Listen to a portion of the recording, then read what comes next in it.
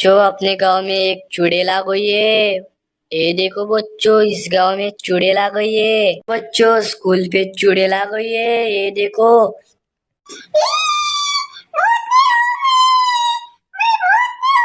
तो बच्चों, ये चुड़ैल कैसी कर रही है। ये देखो, सब लोग भाग जाओ स्कूल से। भागो सब लोग। बाप रे, ये चुड़ैल तो स्कूल पे बैठी है। बच्चों भाग जाओ इधर से।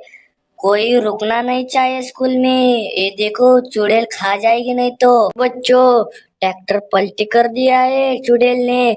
इसको सीधा कर देते हैं। और ट्रैक्टर की टायली किधर है बच्चों।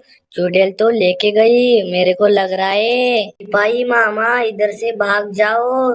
चुड़ैल आ गई है स्कूल में। देखो बच्चों, ट्रैक्टर की ट्रॉली तो इधर है।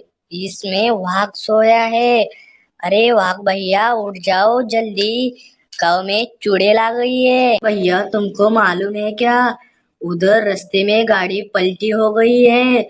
चुड़ैल ने गाड़ी पलटी कर दिया है। बाप रे बाप, इस चुड़ैल ने तो गाड़ी पलटी कर दिया है। ट्रैक्टर जेसीबी इसने पलटी कर दिया है। ये देखो बच्चों, चुड़ैल बहुत खतरनाक लग रही है मेरे को। बाप रे बाप, इस चुड़ैल ने तो जानवर को मार दिया। इसी शहर में सब जानवर मर रहे हैं।